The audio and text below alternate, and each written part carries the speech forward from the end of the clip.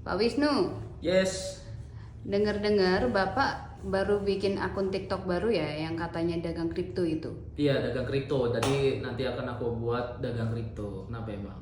Itu bisa, itu katanya pakai hutang. Terus Heeh. gimana tuh? Jadi kalau misalnya orang-orang itu apa namanya beli kripto itu nabung dulu gitu ya, kita nabung beli lagi cicil lagi, itu kayaknya kelamaan. Lebih baik lu pakai utang. Karena kenapa? Kalau misalnya nih gua kasih contoh nih, ya, nih gua ajarin. Ya, ini kebanyakan orang nih. Nah ini kebanyakan mayoritas 80% ya, 80% orang itu mereka tuh investasinya itu ya, gue pikir dulu, 80% itu investasinya mereka itu pakai menabung ya. Jadi nanti gajian, habis gajian atau dapat income dia beli, terus nanti beli lagi. Caranya bukan kayak gitu, ini salah cara kayak gini. Ya kan, masa harganya kan ada yang namanya kan kayak gini ya, tuh ini ada rumusnya. Masalah ketika lu di atas di resisten lu beli, nah kalau lu mau beli harus di bawah gitu. Nah kalau lu nungguin bulan depan keburu naik bos, biasanya tuh BTC itu dia naiknya tuh 1 bulan 2 bulan naik, dia nanti turun lagi naik lagi. Jadi kalau misalnya lu cicil lagi di sini rugi, dia nanti turun, untungnya kecil. Makanya di sini dipakai yang namanya hutang. Nah ini kenapa BTC itu bisa dari 20k nanti bisa sampai ke 130k. Ini karena bubble kredit. Jadi orang-orang kaya itu bisa kaya dari kripto itu dari hutang. Nih gue ajarin nih. Nah, minoritas 20% ya, minoritas tuh 20% itu orang ya pakai hutang untuk investasi. Tuh ya. Mereka tuh mayoritas tuh pakai utang buat investasi nih. Tuh. Jadi teman-teman udah harus tahu ya. Nah, investasi ini biasanya tuh hutangnya harus di bawah inflasi. Rumusnya hutang harus di bawah inflasi. Nah, harus di bawah dari inflasi. Nah, kalau logikanya deh kita ngomong kalau misalnya utang bank ya, utang bank itu kredit tuh ada yang 6%. Ya, 6% per tahun. Kalau misalnya kalian tuh jangan bingung sama 6% per tahunnya. Karena kalau misalnya dibagi 12, ketemunya itu adalah kurang lebih sekitar 0,5%. 0,5% per bulan. Lo pinjam aja sebulan nanti dibayar back gitu loh. Nah 0,5% potensi kenaikannya itu bisa, kalau Bitcoin nih kita ngomong satu base aja dari 25.000 kemarin ke 32, anggap aja satu base nya itu 7.000. 7.000 itu kemungkinan 25%. Kalau 25% ya, kalau misalnya profitnya 25% ya udah modalnya ya kan dikembalikan, terus habis itu bayar bunganya 0,5%.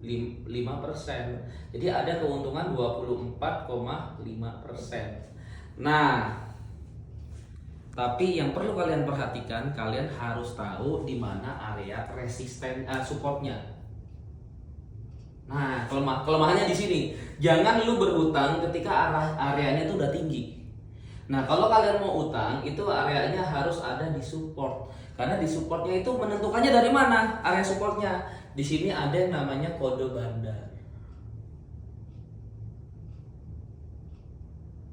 Nah, ini aku buat yang namanya indikator. Jadi kalau misalnya indikator aku warna hitam, kalian buy. Entah itu bubblein pakai kredit, utang masuk lagi, pokoknya pakai hutang buat beli lagi, utang lagi buat beli lagi. Nanti jualnya di indikator merah, yaitu sell. Semuanya saya buka di VIP. Komunitas VIP itu tinggal teman-teman indikator hitam kalian udah buy sebanyak-banyaknya. Nanti sell dari keuntungan hasil ini kalian bisa ambil, bayarin bunganya. Pasti banyak nggak diajarin kan kalian? Diajarinnya cuma teknikal doang. Iya, bener banget. Oke bos, makasih. Ya.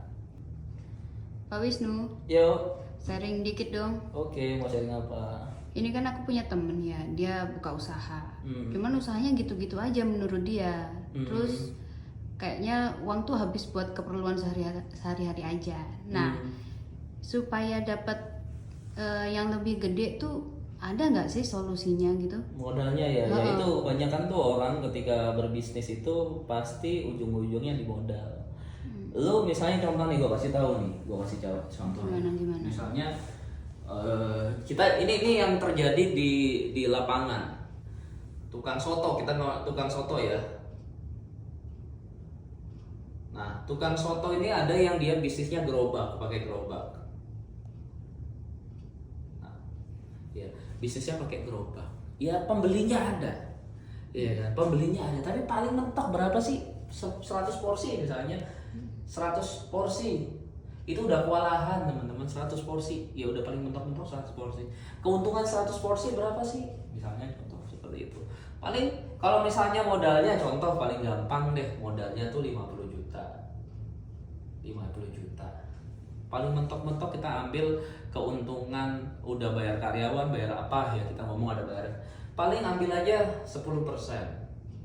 5 juta dari 10% itu cuma 5 juta.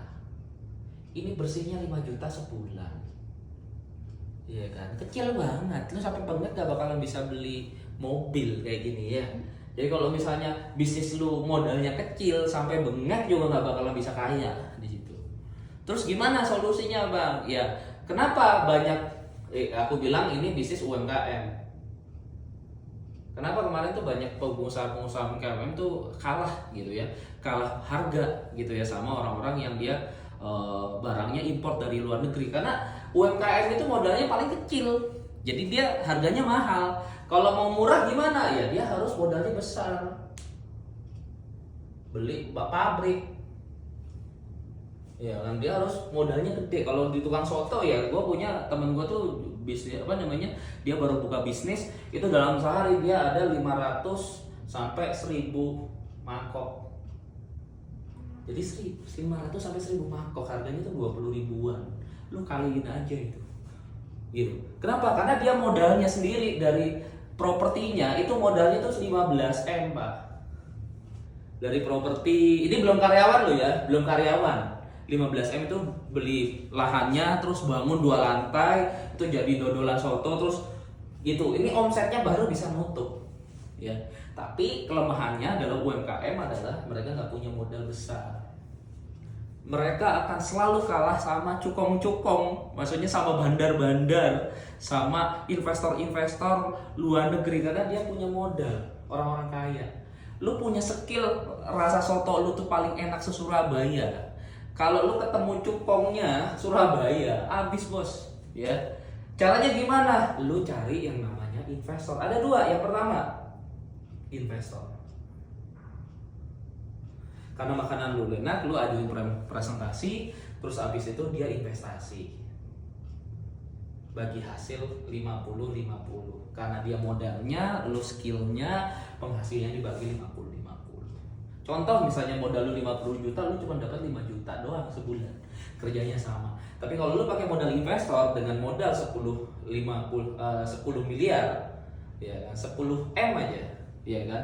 Ambil 10%-nya sama. Sebulan tuh bisa 1M, Bos. Omsetnya. Yang bedakin adalah modalnya. Yang kedua adalah bank. Ya kan? Kalau misalnya lo nggak bisa cari investor, cara yang kedua adalah bank, ya, ambil kredit.